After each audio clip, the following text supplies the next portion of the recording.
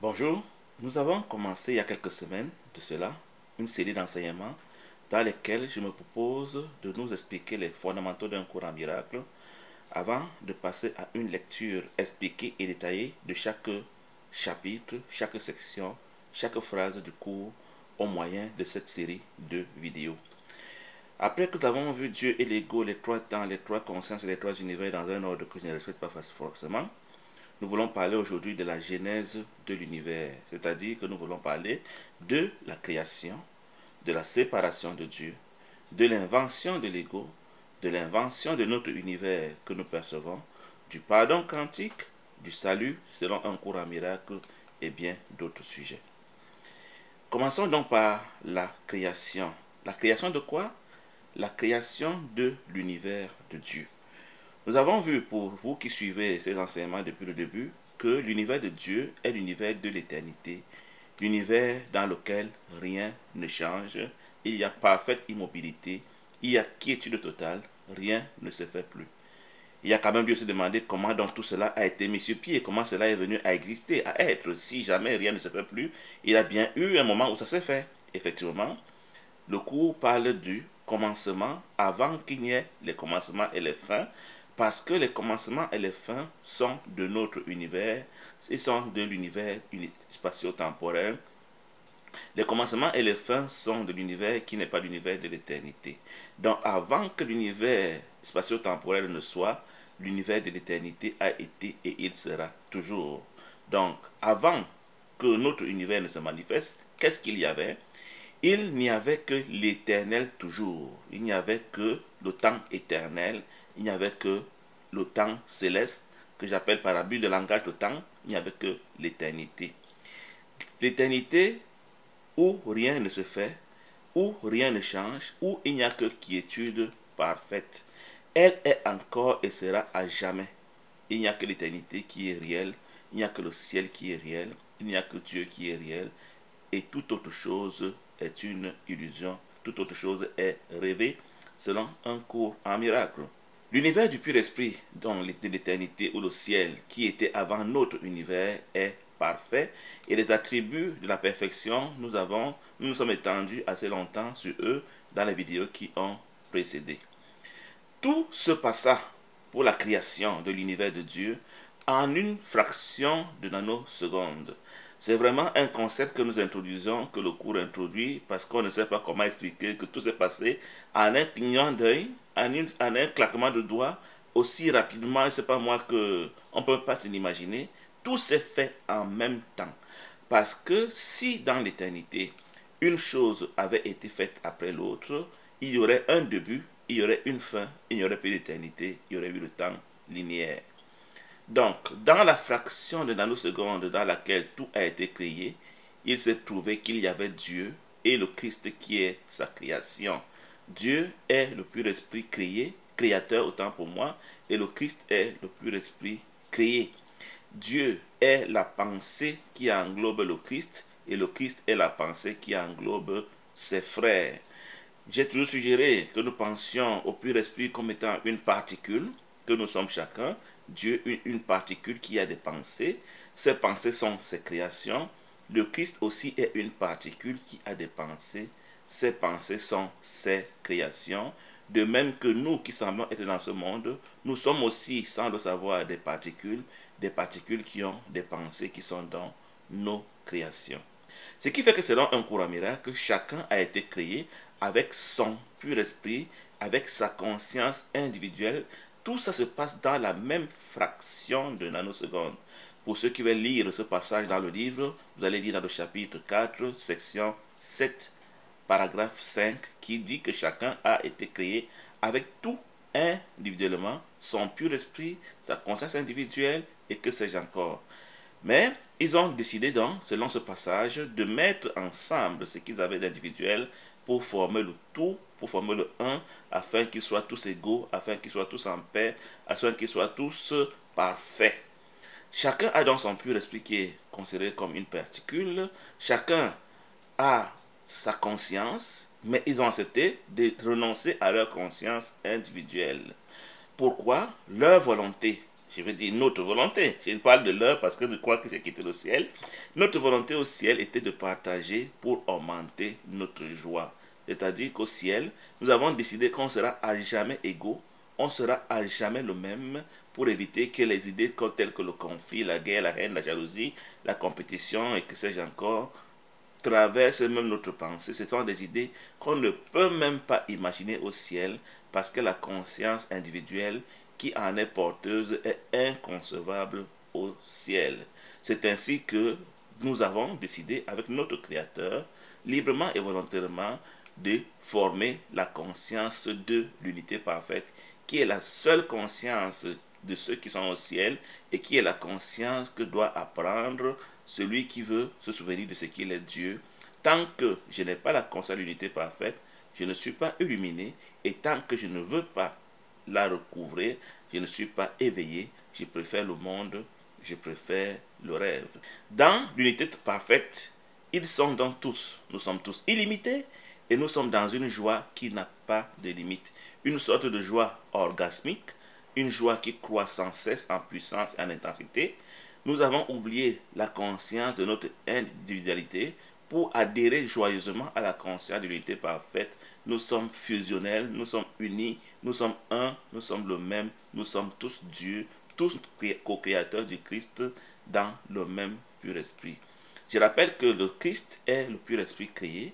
Tu peux aussi penser, vous pouvez penser aussi au Christ comme étant le modèle, le prototype, l'archétype de toutes les créations de Dieu, le moule dans lequel Dieu a créé toutes ses créations. Et Dieu a dit, puisque j'ai la pensée de chacune de mes créations dans ma pensée, le Christ en tant que ma création égale doit aussi avoir toutes mes pensées dans sa pensée.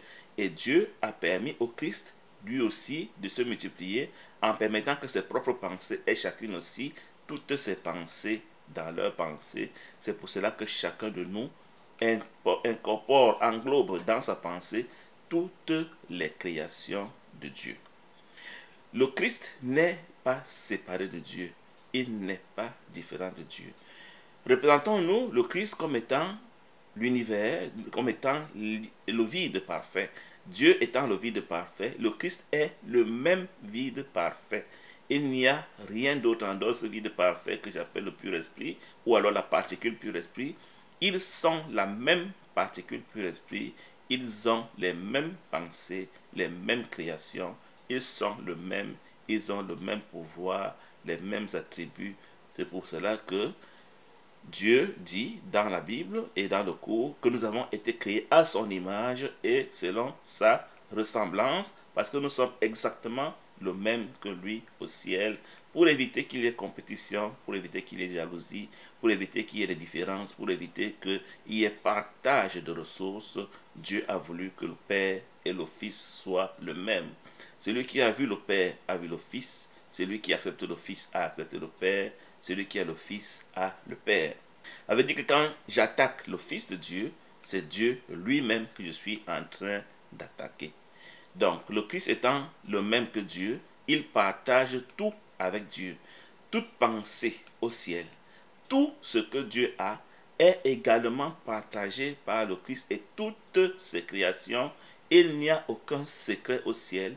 Il n'y a pas un qui a plus que les autres. Il n'y a pas un qui connaît plus que les autres. Il n'y a pas un qui est différent des autres. Il n'y a pas un qui peut quitter l'unité parfaite. Sinon, l'unité ne serait plus parfaite parce que la perfection a pour attribut le maximum, la complétude, l'entièreté. Donc, personne ne peut jamais quitter l'unité parfaite. Personne ne peut jamais quitter le ciel. Le Christ n'est donc pas une partie de Dieu, mais il est le tout comme Dieu, et leur unité parfaite fait ce que nous appelons l'amour parfait. Donc l'amour parfait dans l'unité parfaite n'est pas une histoire d'interaction entre deux entités ou deux individus séparés. Il est le fait pour ces entités de reconnaître qu'elles sont le même pur esprit. Ce sera l'amour au sens d'un cours en miracle. La vie au ciel. Comment se passe la vie au ciel? Qu'est-ce que c'est que créer au ciel, puisqu'il n'y a qu'un seul? Créer est le fait de renforcer l'idée de l'unité parfaite, le fait accepter que seule l'unité parfaite est réelle, c'est ça créer. Vous imaginez, dans notre univers du rêve, nous avons pensé que quand l'homme et la femme s'unissent pour devenir un, c'est pour se connaître, c'est pour créer. Au ciel, c'est la même chose, mais puisqu'il y a un seul, il va simplement reconnaître que l'autre est le même que moi. En cela, il est en train de créer.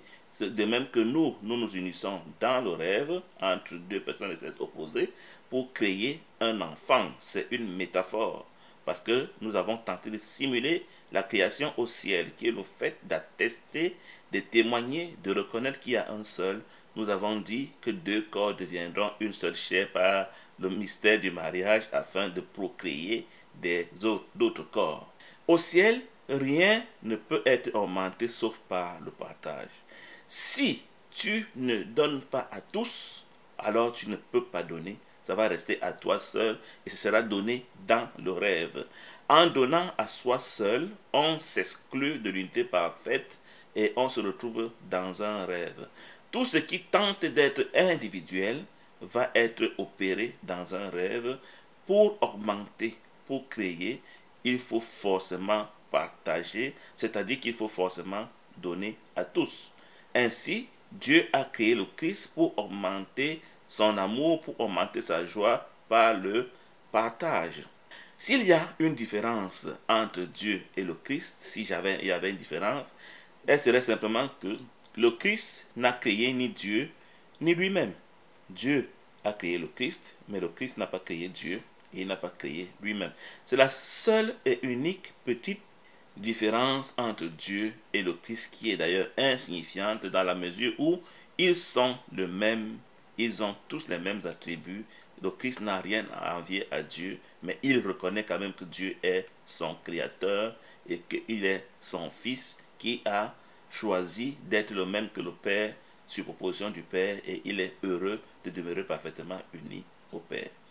Ça veut dire que dans la vie au ciel, on ne se pose pas la question du genre comment, quoi, à qui. Parce qu'il n'y a qu'un et qui a tout et qui est tout. Chacun qui a forcément donné à tous les autres. La création réelle est dans le fait de toujours donner tout à tous. Si tu ne donnes pas à tous, tu donnes seulement à ton mari, à ta femme et tes enfants, à ton voisin, à ceux qui t'apprécient, à ceux que tu n'apprécies pas, tu ne donnes pas. Tu n'es pas en train de penser comme au ciel. Tu n'es pas en train de vouloir apprendre à penser comme au ciel. Tu n'es pas en train de vouloir retourner à ton identité de créateur. La création crée toujours elle-même. Celui qui crée reconnaît toujours que l'autre est exactement lui-même. Contrairement à nous, quand nous créons, entre guillemets, des enfants, ils ne sont pas exactement notre copie conforme.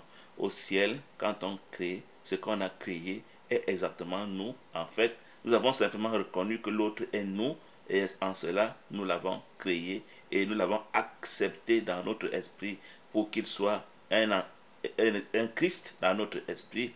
Il n'y a rien d'autre à faire au ciel qu'aimer, que créer. Il n'y a donc aucune différence au ciel entre avoir et être, puisque tout le monde est tout et tout le monde a tout. Avoir et être, c'est la même chose au ciel.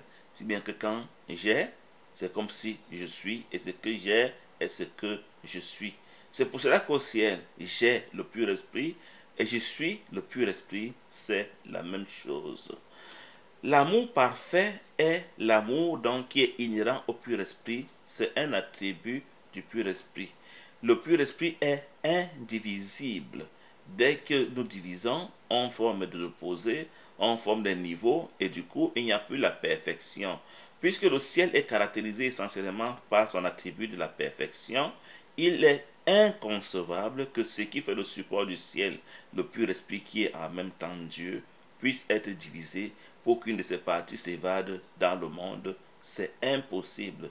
Toute tentative de diviser le pur esprit te fait plonger dans un rêve dans lequel tu vas simuler ta simulation, tu vas simuler la division du pur esprit, mais elle ne peut jamais se passer dans la réalité. C'est en cela que l'amour parfait au ciel dépasse toute compréhension humaine, parce que nous sommes portés à diviser, à séparer, à préférer, à particulariser, à singulariser, alors qu'au ciel, on aime tout le monde pareil, sans distinction. si nous voulons vraiment être illuminés et rentrer au ciel, nous devons entraîner notre esprit à aimer comme au ciel, à toujours choisir de donner à tous sans discrimination ce qui peut être donné à tous. Et je préfère souligner que les objets ne peuvent pas être donnés à tous. Donc seules les idées peuvent être données à tous. C'est pour cela que seules les idées sont réelles. Tu ne peux pas donner, vous ne pouvez pas donner une voiture à tous ou bien une maison à tous, c'est pas moi, un vêtement à tous. Par contre, l'idée qui est la seule réalité peut toujours être donnée à tous. C'est ainsi que je peux donner l'idée du Saint-Esprit à tous mes frères en reconnaissant qu'ils ont tous le Saint-Esprit, c'est-à-dire qu'ils sont tous le Saint-Esprit. Je peux donner l'idée de Dieu à mes frères en reconnaissant qu'ils sont tous Dieu, c'est-à-dire qu'ils sont tous Dieu. Je peux donner l'idée du pur esprit à mes frères, l'idée du pardon, l'idée de l'amour. Les idées qui peuvent être données à tous sont appelées les idées de Dieu. Une idée qui ne peut pas être donnée à tous est appelée une idée de peur, une idée de l'ego. Les êtres au ciel sont donc habités de la conscience de l'unité parfaite qui est une constante et fascinante conscience. Ils ne peuvent pas concevoir l'individualité, ils ne peuvent pas concevoir qu'il y ait ce qui est à moi et n'est pas à l'autre, ils ne peuvent pas concevoir les différences. Il est impossible que l'un pense que l'autre a l'ego, que l'un pense que l'autre est pécheur, que l'un pense que l'autre est génocidaire, que l'un pense que l'autre est inférieur, parce que chacun voit toujours en l'autre lui-même. Donc, nous avons déjà vu les trois consciences, nous avons vu que la conscience de l'unité parfaite qui habite les êtres au ciel, qui les conduit, est abstraite, éternelle, immuable, et elle qui permet qu'ils demeurent toujours unis, et elle permet qu'il y ait l'amour parfait. Sans la conscience de l'unité parfaite, l'amour parfait est impossible, et l'amour parfait n'est possible quand on est pur esprit. Point final. Donc, dans la création, Dieu a permis que le Christ, étant son égal, ayant les mêmes pensées que lui, il a permis que les pensées du Christ, elles aussi, soient le Christ, en ceci que chaque pensée a une idée de tous ses frères. C'est ainsi que le Christ se prolonge lui-même par de nouvelles créations qui sont tous ses frères, qui ont donc aussi toutes les pensées de Dieu. Ce faisant, ils deviennent tous le Christ. Qu'est-ce que Dieu? Dieu est un esprit, est une particule qui a pour création seulement le Christ. Et puisque nous avons tous le Christ comme pensée, alors nous sommes aussi Dieu, parce que nous sommes le même que Dieu et nous partageons son pur esprit. Les créations du Christ sont des extensions simultanées du tout. Ce n'est pas une partie, ce n'est pas des individualités, c'est toujours le tout qui... On peut s'imaginer comme si chacun avait son propre pur esprit qui est exactement le même que celui de Dieu, mais nous avons décidé de les fusionner, de les mettre ensemble pour ne plus les distinguer afin que tout changement soit opéré pour tous en même temps et pour éviter même qu'il y ait des désordres inutiles, on décide qu'on ne fait plus de changement, on en reste à ce qu'on a toujours été pour éviter d'inventer le temps linéaire. Donc les créations de Christ sont exactement les mêmes que Dieu et les mêmes que le Christ. Personne n'est différent. C'est pour cela que le Père et le Fils sont le même. Le Christ est comme Dieu, il crée comme Dieu, il est le même que Dieu, ceci à jamais.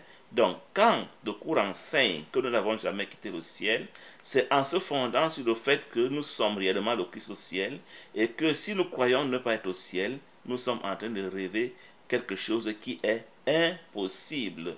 C'est pour cela que nous nous sommes isolés chacun dans son rêve, dans une particule nouvelle que nous appelons l'ego, dans laquelle il n'y a pas de Dieu, où nous faisons nos folies à nous-mêmes, parce que nous avons cru que la séparation est possible. Un courant miracle appelle cette idée de la séparation la minuscule et folle idée de la séparation de Dieu, parce que cela est impossible. C'est ce que nous voulons voir maintenant. Je rappelle que tout dans l'éternité s'est passé dans la même fraction de nanoseconde.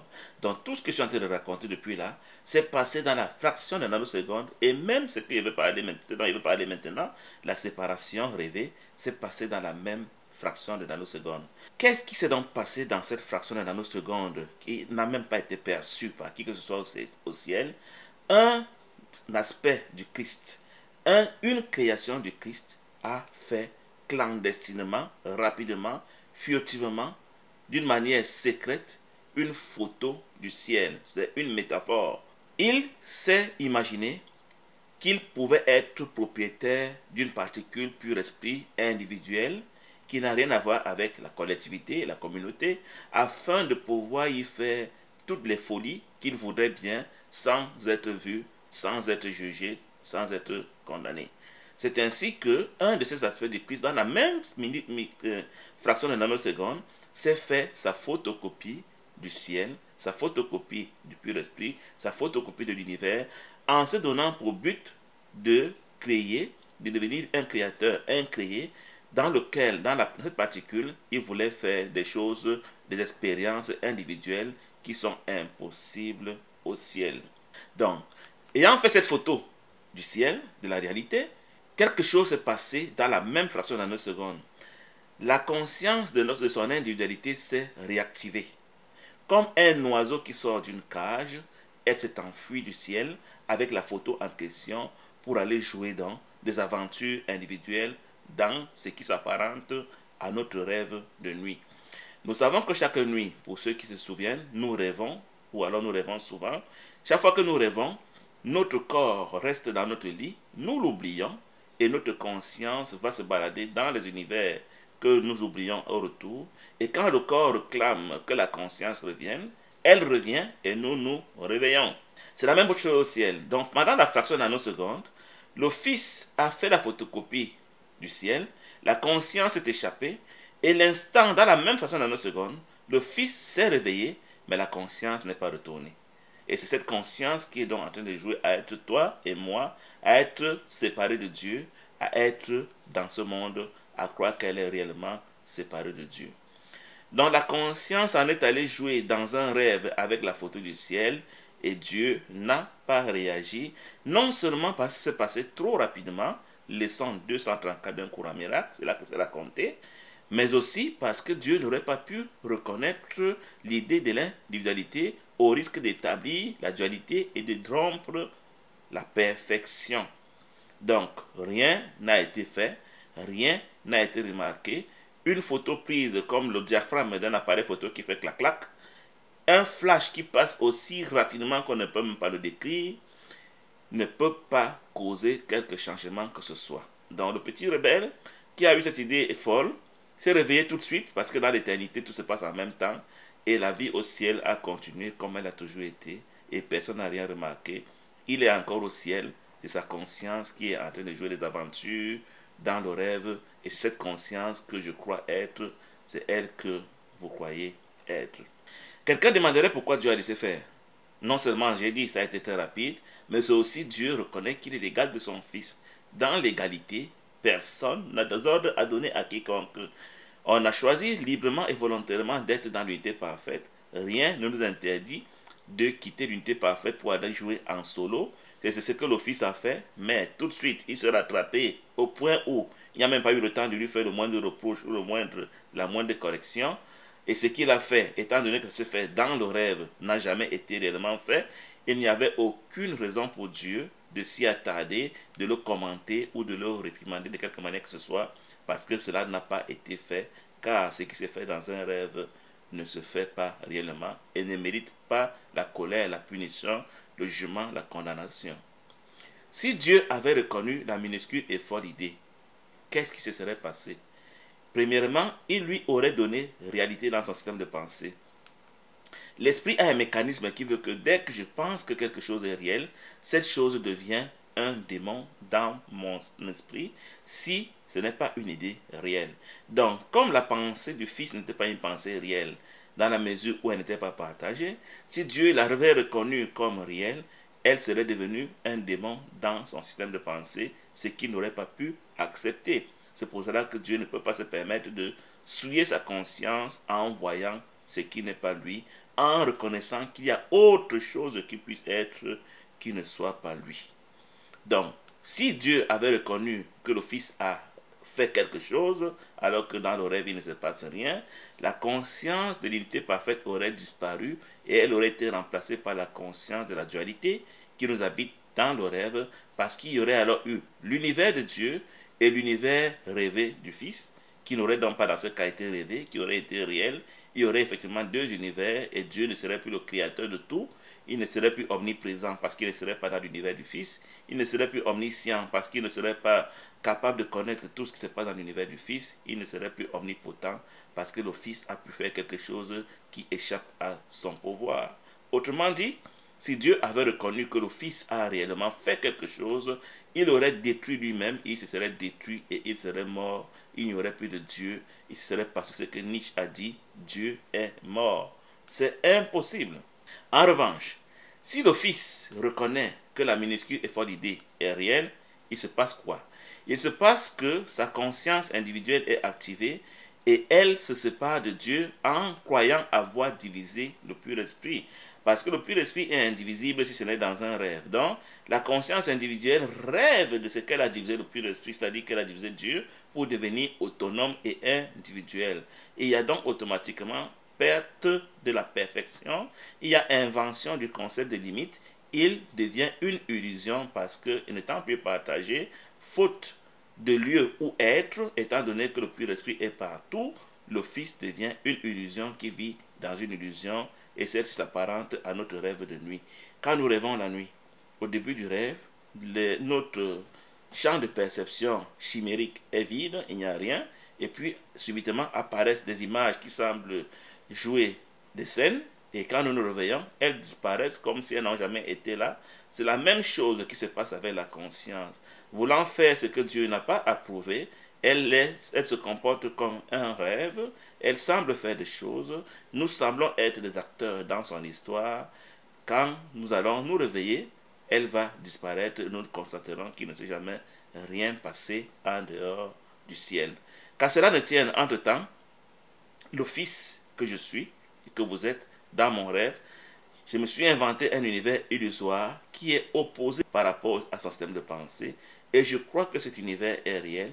Aussi longtemps que j'oppose à Dieu la réalité de mon univers, non seulement j'affirme que j'ai réellement séparé, divisé le pur esprit et que j'ai réellement quitté le ciel, j'affirme que je suis l'antéchrist, l'opposé de Dieu, j'affirme que Dieu n'est pas omnipotent, omniprésent, omniscient. Aussi longtemps que je penserai ainsi, je ne pourrai pas me réveiller au ciel. Je ne pourrai pas prendre conscience de ce que je suis Dieu, parce qu'on ne peut pas servir deux maîtres à la fois, on ne peut pas être deux particules différentes à la fois, on ne peut pas être à deux endroits à la fois. Ou je suis le pur esprit, ou je suis l'ego, ou je suis Dieu, ou je suis un corps, je dois choisir. Et il va sans dire que jusqu'ici, et moi et vous, nous avons choisi d'être des corps.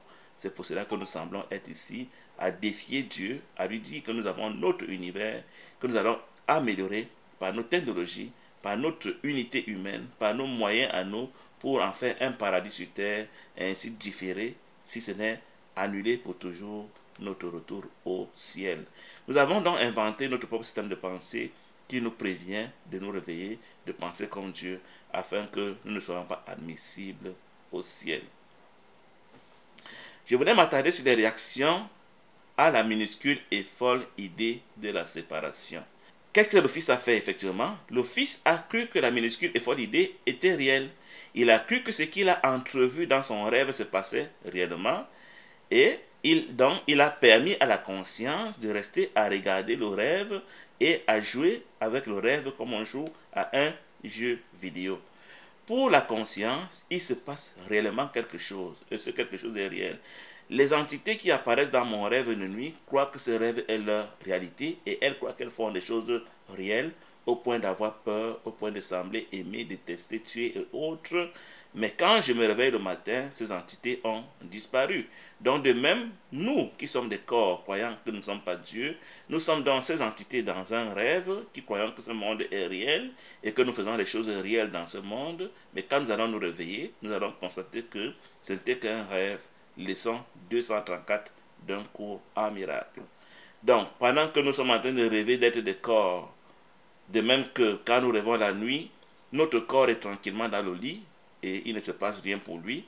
De même au ciel, nous sommes maintenant au ciel, tranquillement, en train de vivre notre petite vie, mais notre conscience individuelle qui a captivé notre attention, celle qui est en train de jouer ses aventures dans le rêve comme Alice au pays des merveilles. La vie continue dans le ciel normalement et nous ne l'avons jamais quitté et nous allons nous en rendre compte quand nous allons nous réveiller. La minuscule et folle idée qui s'est passée n'a été remarquée presque par personne au ciel, puisqu'il ne s'est rien passé à la même façon dans une seconde. Il aura fallu que les êtres du ciel viennent nous la détailler comme ça pour que nous la comprenions. Sinon, nous n'aurons jamais compris comment se fait la création.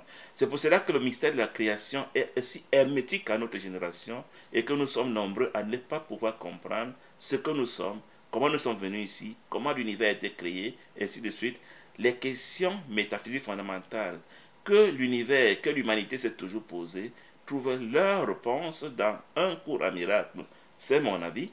Celui qui n'aura pas étudié un cours à miracle aura beau bégayer, faire des efforts pour imaginer des choses, ne comprendra jamais la genèse de l'univers, ne saura jamais ce qui se passe réellement, ce que nous sommes, ce que nous faisons ici et où nous allons.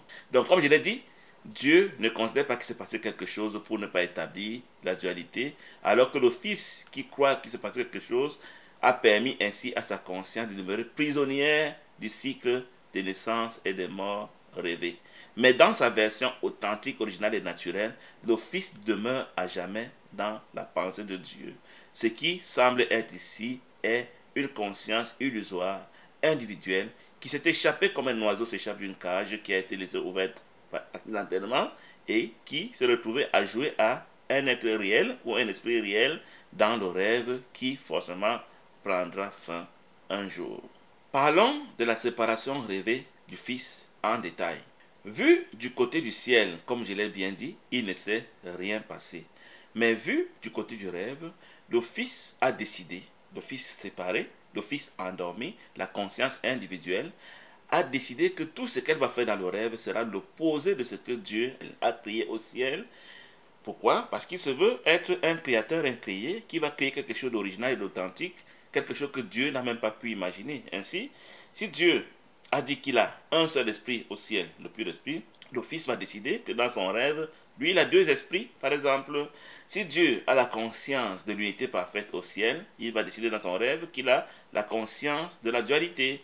Si Dieu n'a pas créé les limites au ciel, lui va décider qu'il crée les limites. Si Dieu a décidé que l'imperfection est impossible au ciel, lui va décider d'inventer l'imperfection. Si Dieu a dit que l'entièreté est l'attribut du pur esprit, lui va inventer l'incomplétude et que sais-je encore.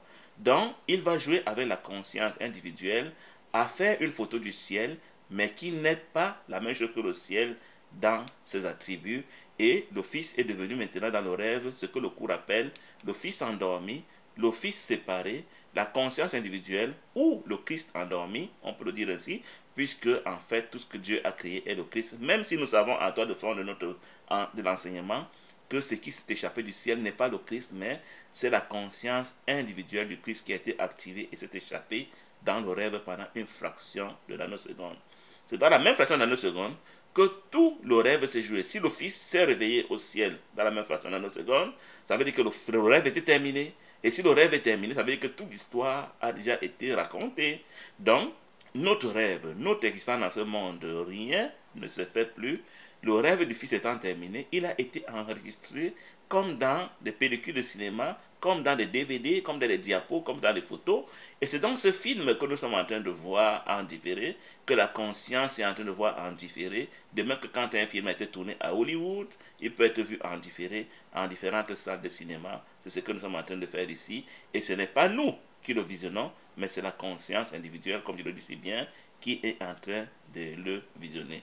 Donc, ce film est animé par la pensée de l'opposé de ce que Dieu crée, de ce que Dieu pense. Et comme Dieu est notre créateur au ciel, dans le rêve, le Fils a bien voulu se créer un Dieu aussi. Il a inventé l'ego, l'ego qui est dans le Dieu du Fils dans le rêve. D'où vient l'ego? L'ego vient de ceci que chaque pensée crée quelque chose quelque part. Une pensée qui est réelle est une pensée qui est pur esprit. Une pensée qui n'est pas réelle doit forcément manifester un démon, un égrégore dans l'esprit du Fils. Chaque fois, à chaque seconde, quand j'ai une pensée qui n'est pas conforme à la pensée de l'amour, à la pensée de Dieu, et que je crois qu'elle est réelle, automatiquement, un démon est fabriqué, inventé, manifesté dans mon esprit. Ce sont ces démons que je vois quand je décède, et ce sont eux qui jouent à m'amener en enfer, ce sont eux qui jouent à me torturer, ce sont eux qui me poussent à chercher à me réincarner parce que leur vue est horrible. C'est d'ailleurs parce que je ne voulais pas être confronté à eux en permanence que je me suis réfugié dans l'illusion de l'incarnation, alors que je n'ai jamais quitté le ciel, alors que la conscience individuelle ne peut pas avoir quitté l'esprit entier, mais j'ai choisi donc de me distraire en jouant à être un corps pour ne pas voir les démons que j'ai moi-même inventés en acceptant d'avoir des pensées qui ne sont pas des pensées d'amour.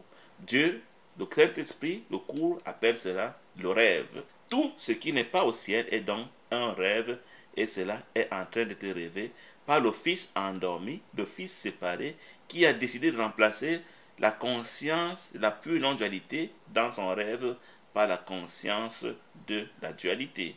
Le Fils croit qu'il est divisé en un esprit conscient et un esprit inconscient. Si au ciel, le Fils est seulement le pur esprit, dans le rêve, le Fils a dit, au ciel je suis un, dans le rêve je serai deux. Je serai donc une partie consciente et une partie inconsciente. J'aime bien comparer la partie consciente du Fils dans le rêve au cerveau et la partie inconsciente à la mémoire. Je rappelle que selon un courant miracle, le corps n'existe pas. Donc, quand j'emploie des termes qui ont trait au corps, ce sont des métaphores parce que nous comprenons très bien le langage du corps que nous croyons être. Donc, nous pouvons nous imaginer l'esprit conscient comme étant le cerveau du Fils séparé et l'esprit inconscient comme étant sa mémoire. Et le Fils, dans le rêve, étant donné qu'au ciel, il n'y avait qu'un seul ciel, a décidé que dans son rêve, il y aura deux cieux. Un des cieux s'appelle l'esprit juste, dans lequel il rêve de comment il vivait au ciel, et l'autre ciel s'appelle l'esprit faux, dans lequel il peut faire des choses imaginaires, dans lequel il peut faire la magie, un ciel que Dieu ne peut même pas concevoir, un ciel dont il peut se prévaloir d'être l'inventeur ingénieux de ce que Dieu n'a jamais pu inventer.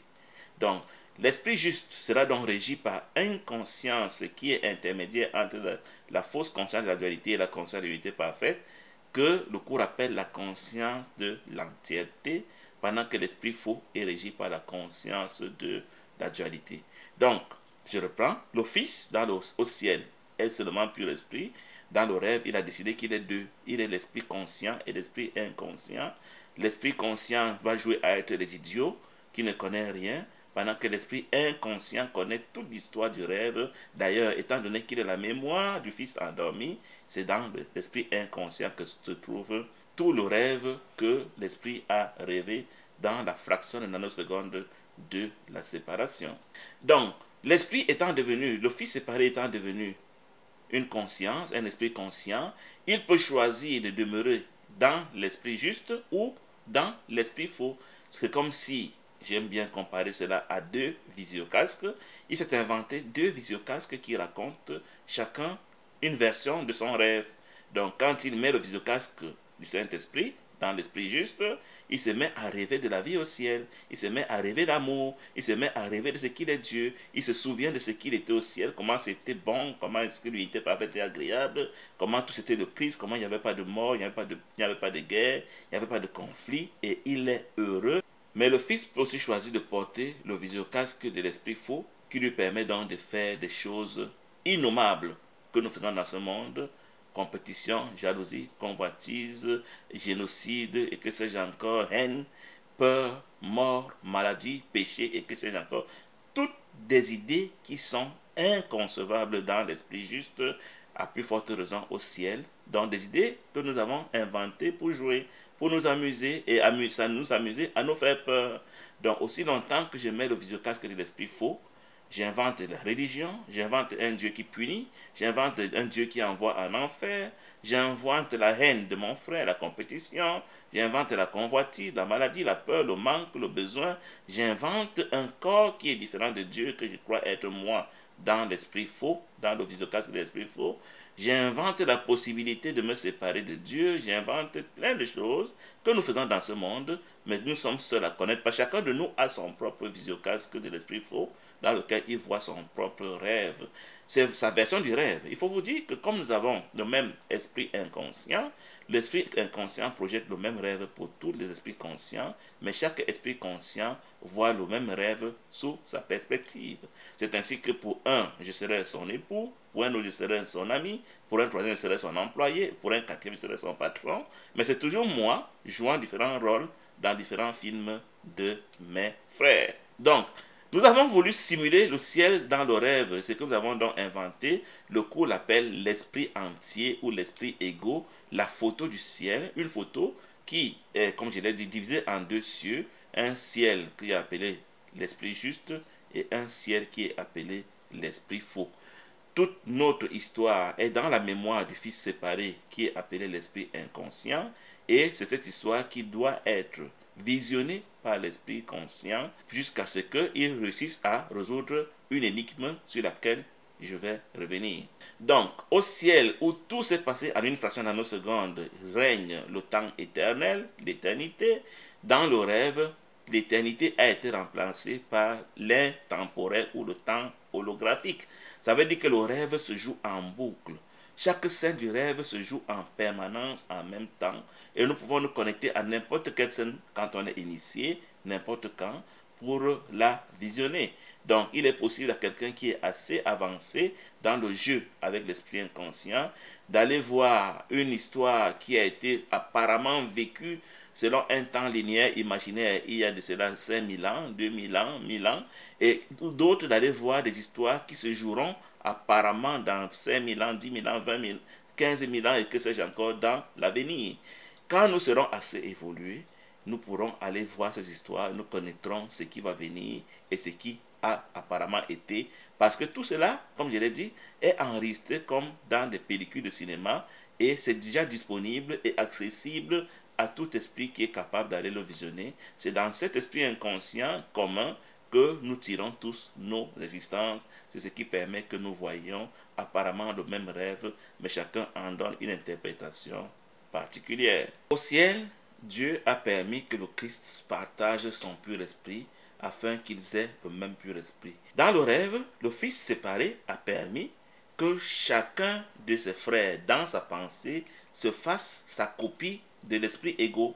Mais l'esprit égaux seulement dans sa partie esprit conscient, en demeurant uni dans l'esprit inconscient qui est le même. Le but étant de simuler le ciel, dont l'unité du ciel dans le pur esprit est simulée dans le rêve par l'unité dans l'esprit inconscient.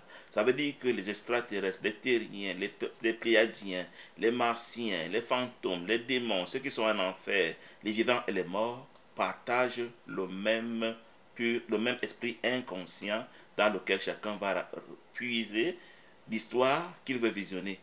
Ceux qui sont en enfer, c'est tout simplement un esprit conscient qui choisit de regarder une scène d'horreur dans laquelle son acteur semble être en enfer. Quand je crois être Guy, étant mon esprit conscient, quelque part dans l'esprit entier rêvé, je choisis un acteur qui s'appelle Guy dans l'histoire commune et je joue à être lui. Donc, je décide qu'en 2021, je suis Guy qui vit au Canada pour faire telle chose, en train de faire cette vidéo maintenant. Tout cela a déjà été fait. Rien n'est plus fait à nouveau. Dans le rêve, nous avons le même esprit juste, parce que l'esprit juste est le rêve du ciel. Comme il y a un seul pur esprit au ciel, alors dans le rêve, il y a aussi le rêve du ciel qui est l'esprit juste qui nous est en commun. Et comme au ciel, tous sont le même, dans l'esprit juste, tous sont aussi le même, tous sont le Christ. Comme au ciel, nous pensons unité parfaite, dans l'esprit juste, nous pensons tous entièreté. En revanche, comme je l'ai dit, chacun a son esprit faux. Comme chacun a son esprit conscient, son esprit faux qui devient donc son propre ego, son propre système de pensée privé dualiste. Donc, le système de pensée commun est dans l'esprit inconscient, mais chacun a sa copie de son système de pensée dualiste dans son esprit faux et chacun a apparemment son propre esprit faux et son propre esprit conscient. Je le rappelle, qui ne sont que des photos, des photocopies de l'esprit conscient qui a semblé quitter le ciel. Donc, le rêve est commun pour nous tous. Pourquoi? Parce que nous avons le même esprit inconscient. Cet esprit inconscient, au demeurant, ne nous distingue pas. Chaque fois que je pense, toutes les ressources du rêve me sont attribuées et il croit que tout ce que je dis ne concerne que moi.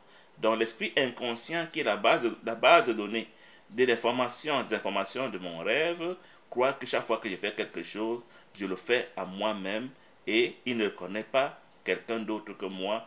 Imaginez-vous dans mon rêve de nuit, si je vous vois dans mon rêve, est-ce pour autant que vous êtes dans mon rêve? Non, vous n'êtes pas dans mon rêve. Donc, c'est votre copie, la copie de vous dans mon rêve que je suis en train de voir. Mais comme c'est moi qui la projette, forcément, l'esprit inconscient conclut que celui qui projette le rêve, il est un seul. Donc, c'est lui forcément qui joue à être plusieurs. C'est pour cela que chaque fois que je crois faire quoi que ce soit à qui que ce soit, je le fais toujours à moi-même.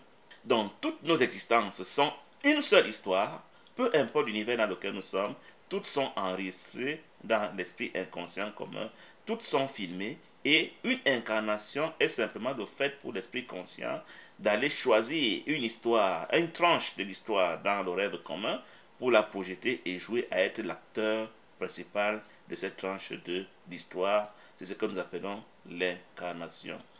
Tous les rêves sont joués par des acteurs. Ces acteurs sont des robots métalliques, sont des robots corporels, des images corporelles, sont des corps qui peuvent avoir une apparence humanoïde, mais qui peuvent aussi être des animaux, qui peuvent être des oiseaux, des poissons et que sais-je encore. Tout ça sont des marionnettes qui ont été inventées comme à Disneyland pour jouer les figurants dans mon film. Donc, toutes ces marionnettes sont projetées dans le même film. Je ne suis pas le corps que j'ai choisi d'être dans le film. J'aurais pu choisir n'importe quel autre corps dans le film. J'aurais même pu choisir d'être un arbre, un animal, si ça m'amuse. Quand les enfants jouent aux jeux vidéo et qu'ils se choisissent des acteurs dans le jeu vidéo, pourquoi un enfant ne dirait pas « moi je joue à être la voiture ». Il a le droit. Ça ne change rien au jeu. Donc, nous sommes simplement dans un jeu de rôle où nous sommes en train de regarder des images. Chacun de nous a choisi d'être l'image qu'il voudrait être. Nous sommes donc tous en train de voir un film qui est projeté en boucle par l'esprit inconscient commun. Et quand nous croyons naître, en fait, c'est l'acteur que nous avons choisi dans le film qui est né. Et quand nous croyons mourir, c'est l'acteur qui est mort. Et quand il meurt, nous sommes libres d'aller choisir un autre acteur pour visionner une autre séquence du film commun et croire que nous sommes incarnés, et croire que nous sommes revenus, et croire tout ce que nous voulons croire, alors qu'en vérité, nous n'avons jamais quitté l'esprit entier ou l'esprit égaux, comme nous n'avons jamais quitté le ciel, parce que les idées ne quittent pas leur source.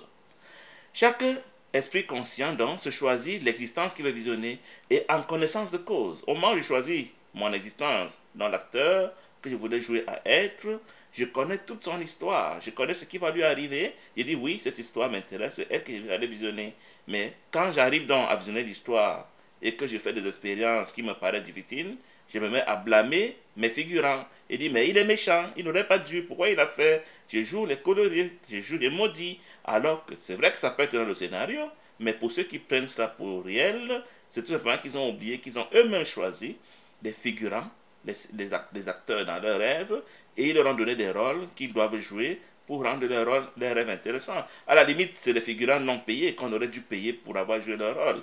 Celui qui a joué son rôle du méchant à merveille, mais nous devions plutôt lui dire merci d'avoir joué son rôle pour le but qu'on s'était donné en le choisissant comme acteur. Mais nous, quand nous arrivons donc à voir le film, on dit non, non, non, non, ce n'est pas ce que je voulais. Tu es méchant, tu n'es pas gentil, tu es tueur, tu es criminel. Pourtant, ce n'est qu'un rôle que nos acteurs sont en train de jouer. Parlons de la culpabilité inconsciente.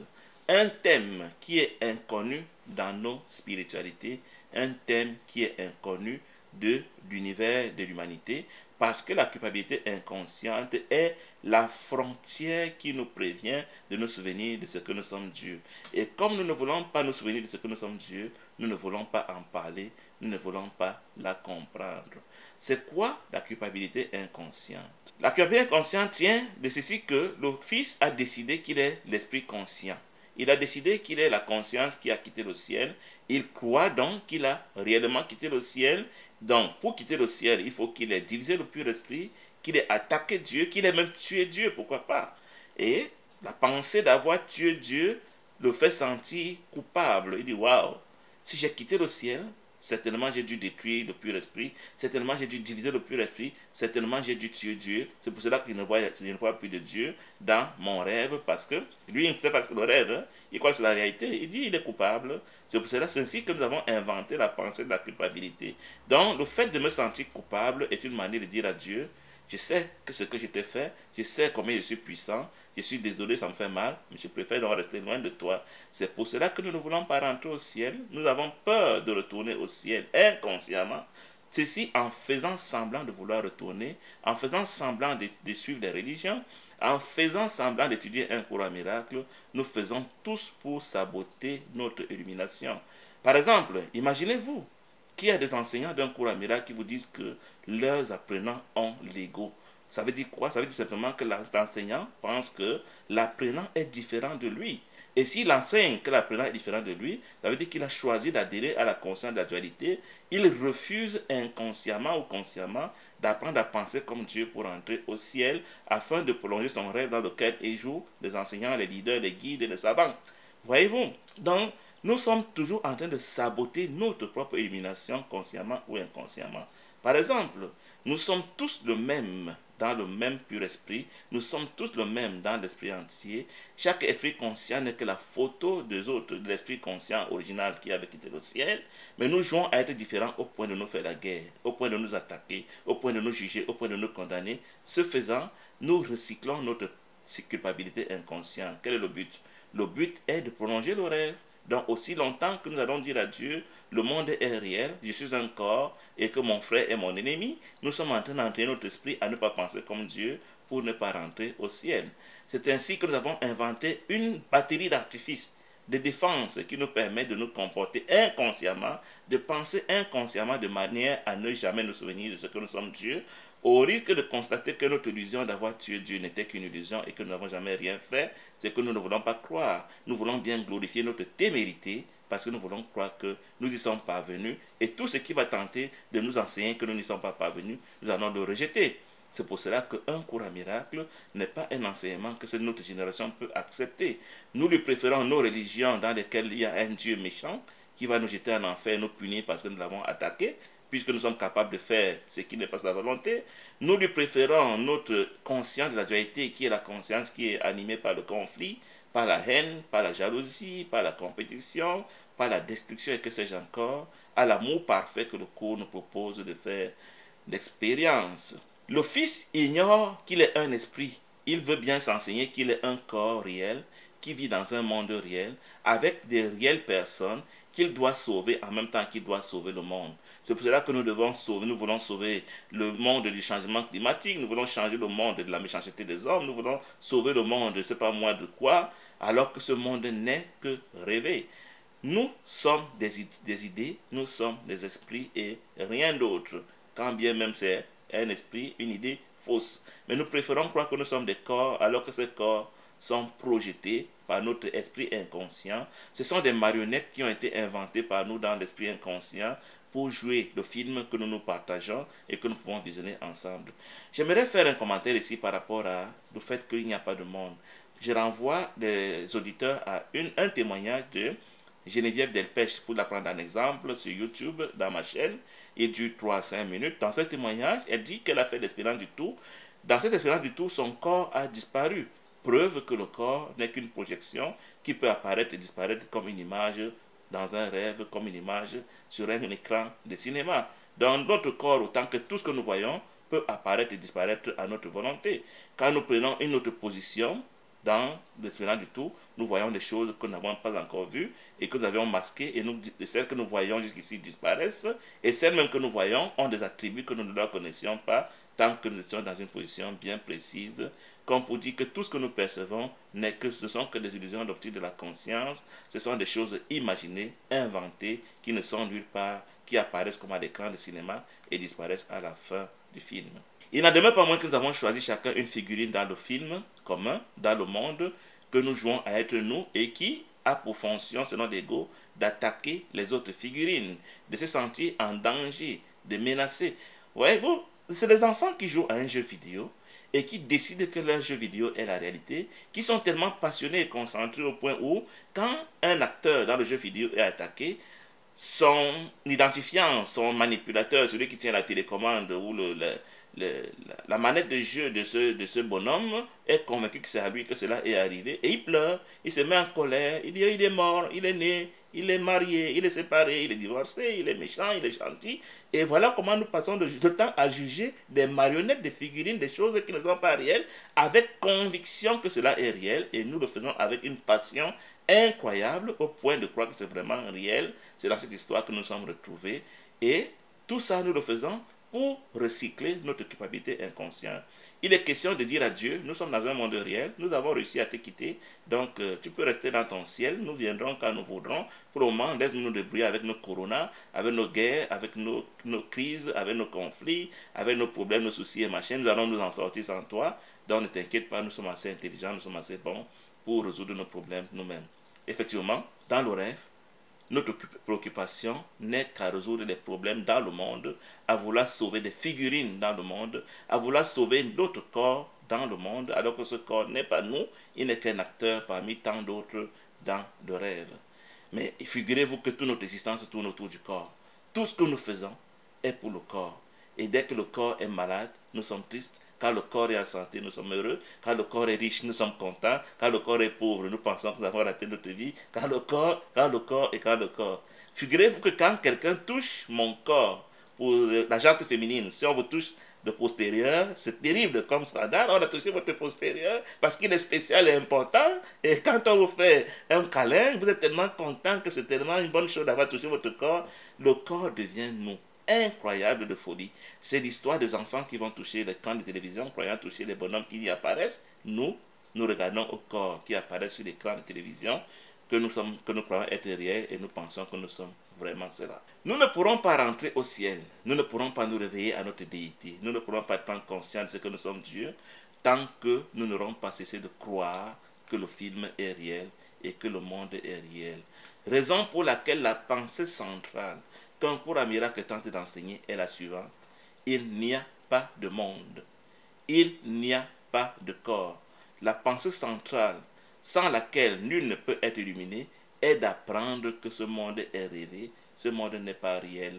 Quiconque n'a pas appris cette leçon, a beau faire toutes les religions du monde et toutes les spiritualités du monde, il va toujours sembler naître et mourir. Il va rester coincé dans le cycle des naissances et des morts rêvés jusqu'au jour où il aura appris la leçon qui énonce qu'il n'y a pas de monde, il n'y a pas de corps, car nul ne peut être conscient de deux univers à la fois. Aussi longtemps que je suis conscient de l'univers de la dualité, l'univers spatio-temporel, c'est-à-dire qu'aussi longtemps que je crois qu'il est réel, je ne peux pas m'éveiller à l'univers de l'éternité, je ne peux pas me réveiller à ma déité. Pour donc me réveiller à ma déité, pour retourner au ciel, je me suis donné deux guides, deux enseignants. Un enseignant qui m'aide à interpréter les images que je vois dans l'esprit faux et un autre enseignant qui me fait croire que l'esprit faux est réel. Donc en fait, pendant que je mets le visiocasque de l'esprit faux pour voir le monde réel dans l'esprit faux, j'ai le Saint-Esprit et l'ego qui me donnent l'interprétation de ce que je perçois parce que j'ai décidé de jouer à l'idiot, à l'ignorant qui ne connaît rien. Donc chaque image que je vois, l'ego me dit c'est réel, il t'a attaqué, il est méchant, juge-le, condamne-le, tue-le, licencie-le, aime-le, déteste-le, donne-lui, ne donne pas. Pendant que le Saint-Esprit me souffle, ce que tu vois, c'est la même chose. C'est toujours toi-même que tu es en train de voir. Pardonne-lui, il n'a rien fait, ce n'est qu'un rêve. Je suis libre, en tant que conscience individuelle, de choisir d'écouter l'interprétation du Saint-Esprit ou celle de l'ego. Chaque fois que j'écoute l'interprétation du Saint-Esprit, le cours dit que j'ai pardonné. Chaque fois que j'écoute l'interprétation de l'ego, le cours dit que j'ai jugé. J'apprends à penser comme Dieu en apprenant à écouter le Saint-Esprit, en permettant que le Saint-Esprit choisisse toujours pour moi de abandonner la dualité en pensant en conformité avec le système de pensée de l'entièreté. Il est question pour moi de reconnaître que ce monde n'est pas réel et je ne peux le faire que quand je choisis le Saint-Esprit comme mon guide, comme mon enseignant.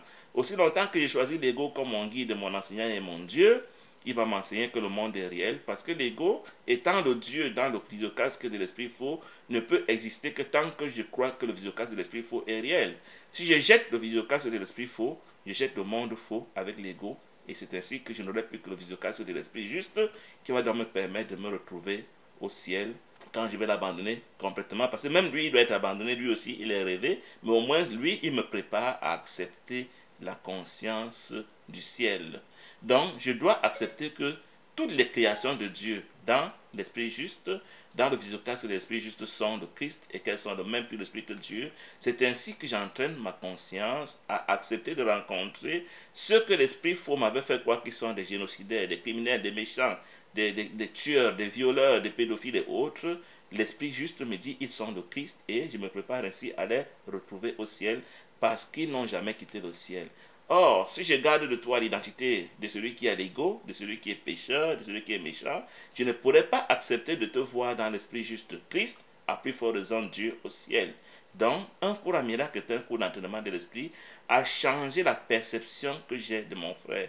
L'Esprit faux m'a menti que tu es l'acteur que je vois dans mon visiocasque, ma copie de toi, alors que l'Esprit juste me dit que tu es le Christ et au ciel tu es en fait Dieu. Donc c'est à moi de choisir. Ou je m'entête à te voir dans l'Esprit faux, alors je décide que tu es l'ego, tu as l'ego dont je dois te délivrer, tu es méchant, tu es voleur, tu es menteur, tu es pédophile, tu es violeur, tu es criminel, ainsi de suite. Pourtant ce n'est pas toi. Pourtant, c'est la marionnette que tu as choisie, alors que, encore que ce n'est pas toi qui l'as choisie. C'est moi qui ai décidé de te faire jouer ce rôle dans mon esprit faux, dans mon visiocasque de l'esprit faux. Mais en même temps, je me plais à te juger. Il est question, si nous voulons donc quitter le rêve, d'abandonner la captivité pour choisir la liberté. La captivité, c'est le fait de croire que le visiocasque de l'esprit faux est réel. La liberté, c'est d'accepter de porter le visiocasque de l'esprit juste. Pourquoi je suis libre dans l'esprit juste? Parce que je suis le même que le Saint-Esprit, parce que je suis le même que Dieu, parce que tout m'est permis, parce que je suis illimité, parce que je suis parfait, parce que je suis entier, parce qu'il n'y a pas d'opposé pour me faire la compétition, alors je suis libre. Alors que dans l'esprit faux, je suis en captivité, je suis obligé de croire les mensonges de l'ego qui me fait croire que mes frères ne sont pas moi et que mes frères sont méchants et que je suis le seul bon. Pourtant, chaque fois que je juge mon frère, c'est moi-même que je suis en train de juger. Pour donc entrer dans la liberté, le Saint-Esprit m'enseigne que je dois pratiquer le pardon quantique qui consiste à me souvenir de ce que mon frère n'est pas l'image que je vois dans le visiocasque faux et que mon frère est au moins le Christ dans mon visiocasque juste, mais en réalité mon frère est au ciel qu'il n'a jamais quitté avec moi. Aussi longtemps que je ne pense pas ainsi de toutes mes créations, en les comparant à des lampes d'une guirlande dans mon esprit, aussi longtemps que je n'ai pas allumé toutes les lampes dans mon propre esprit, en reconnaissant que chacune d'elles est le Christ, je ne peux pas me souvenir de ce que je suis Dieu, parce que est Dieu celui qui n'a que le Christ comme création. Aussi longtemps que je n'ai pas fait cela, parce que je veux jouer à être le délivreur de l'ego de mes frères, à être celui qui les juge, les condamne, les critique, les calomnie, et ainsi encore, je vais rester captif du rêve. Je vais rester dans le cycle des naissances et des morts rêvés, à juger mes frères, à croire que je suis réellement séparé de Dieu. Le Fils est éveillé quand il a commencé à pratiquer consciemment le pardon quantique, quand il a commencé à se faire violence pour libérer ses frères qu'il avait jadis jugés, quand il a commencé à reconnaître que ses frères sont chacun le Christ. Ce n'est pas évident. Quand quelqu'un vous a jadis apparemment fait mal, en vous attaquant, en vous calomniant, en vous dévalorisant, en vous violant, en vous prenant vos biens, en tuant un être cher, et que vous avez cru qu'il avait réellement fait, basculer au stade de se souvenir que cette personne n'est pas réelle et que ce n'est qu'un acteur qui ne joue qu'un rôle que vous lui avez d'ailleurs assigné, c'est tout un défi. Si vous réussissez à le faire, vous avez fait la première étape du pardon quantique, tout en voie de reconnaître que votre frère est le Christ et qu'il ne peut jamais avoir commis aucun péché que ce soit, il ne peut jamais vous avoir commis aucun tort. Quand le Fils a ainsi réussi à pardonner à toutes ses créations, quand il est ainsi parvenu à reconnaître que toutes ses créations sont le Christ, ça veut dire que toutes ses créations sont illuminées dans son propre esprit, automatiquement, lui aussi s'illumine. Il se souvient de ce qu'il est Dieu, il se souvient de ce qu'il n'a jamais quitté le ciel, il se souvient de ce que le monde est réel, il s'en rend compte de manière empirique et expérimentale. Donc, il n'y a pas de monde, il n'y a pas de corps. Chacun de mes frères est dans mon propre esprit. Je suis ici, je semblerais être ici, tant que je croirais que mes frères sont différents de moi et qu'ils m'ont fait quelque mal que ce soit, tant que je croirais qu'un seul être créé par Dieu n'est pas Dieu, je demeurerai apparemment séparé de Dieu.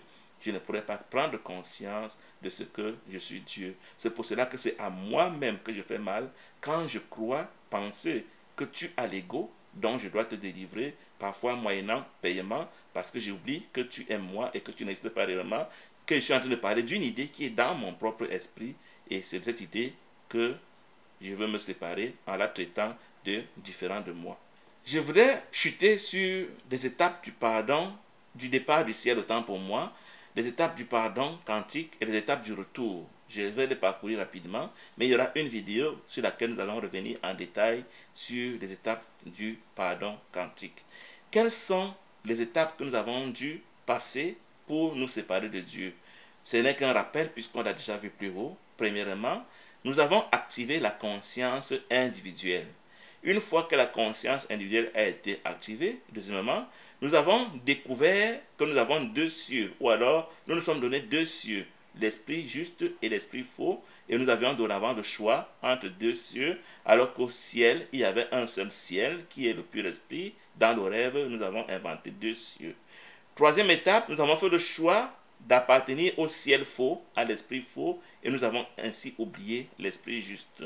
L'esprit a un principe que j'appelle la bivalence. Ce principe veut que quand je choisis une face de la médaille, l'autre face disparaît de ma conscience comme si elle n'a jamais existé.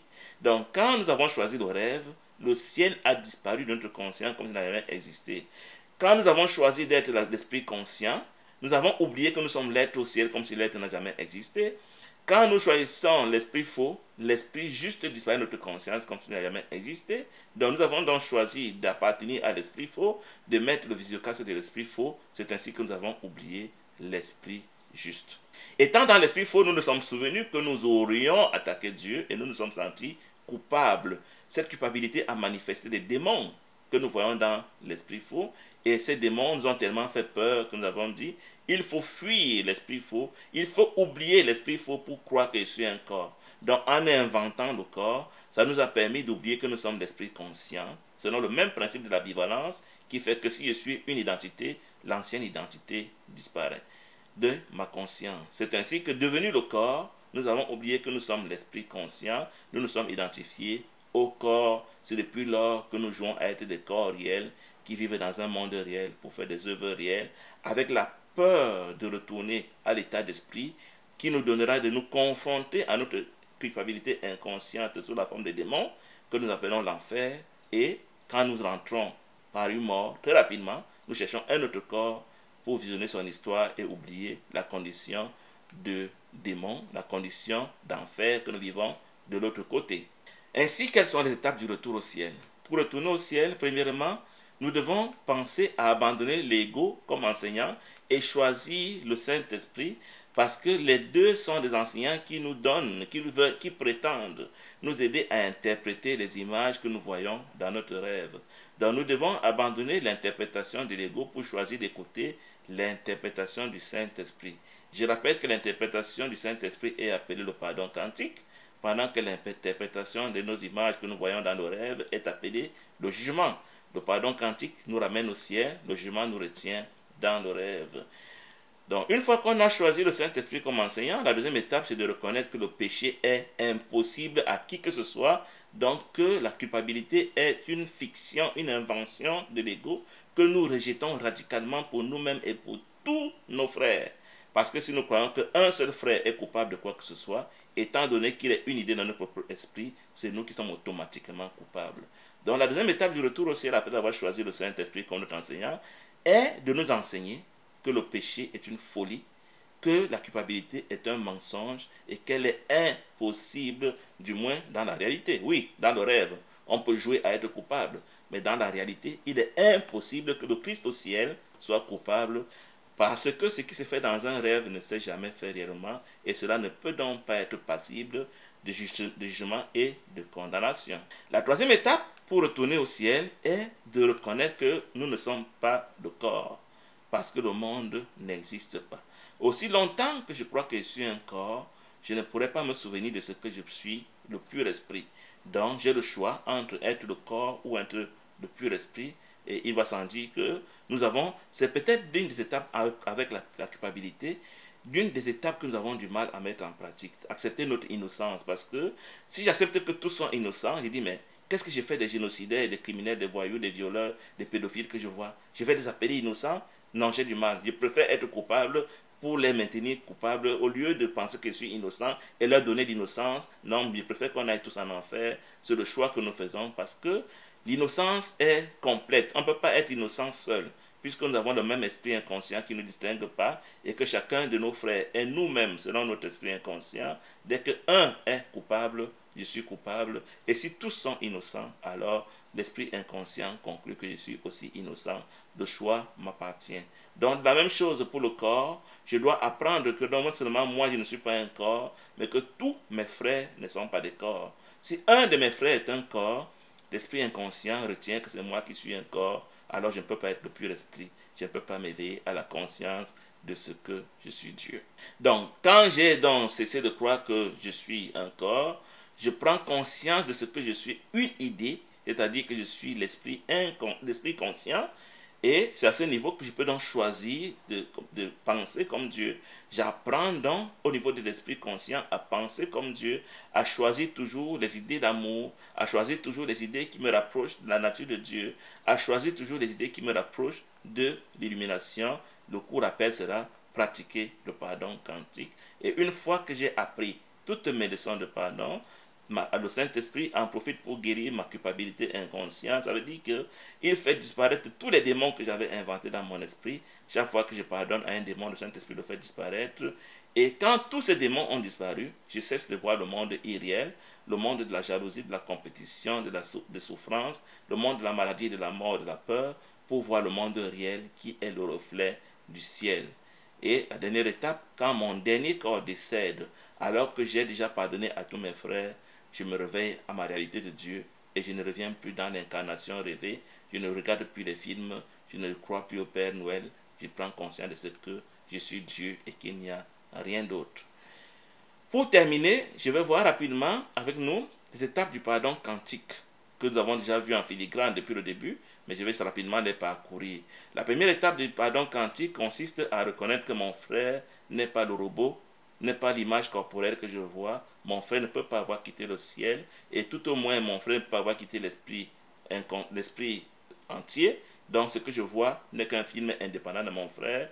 Et ce que l'image de mon frère attaque dans le film n'est que mon image et qui n'est pas moi-même. Donc, deux images qui s'attaquent dans un film, ça ne mérite pas la colère, ça ne mérite pas que je me fasse, ça ne mérite pas la haine, la jalousie, la séparation. Du coup, j'ai pratiqué le premier niveau de pardon. Deuxième niveau, je me souviens que c'est moi qui ai projeté ces images. C'est moi qui ai choisi le scénario, c'est moi qui ai donné ce rôle à mon frère dans mon film. Donc, même quand il joue les méchants, c'est toujours moi qui lui ai demandé. Alors, s'il y a quelqu'un qui devrait être coupable d'avoir commis le mal, ce n'est pas mon frère, mais c'est moi le scénariste, moi le réalisateur du film. Mais étant donné que même à ce niveau, le film lui n'est pas réel, à la deuxième étape, je me souviens que je suis Dieu au ciel avec mon frère. Nous n'avons jamais quitté le ciel, alors je comprends qu'il ne s'est rien passé. Mon frère et moi, nous sommes parfaitement innocents. C'est ça, les trois étapes du pardon quantique. Voilà l'enseignement qu'il voulait nous proposer aujourd'hui, la genèse de l'univers. Nous avons vu la création de l'univers faux, la séparation, l'invention de l'ego. Nous avons vu le pardon quantique et nous avons vu le salut selon un courant miracle, comment retourner au ciel. Je vous remercie de votre attention, au plaisir et à la prochaine vidéo. Bye bye.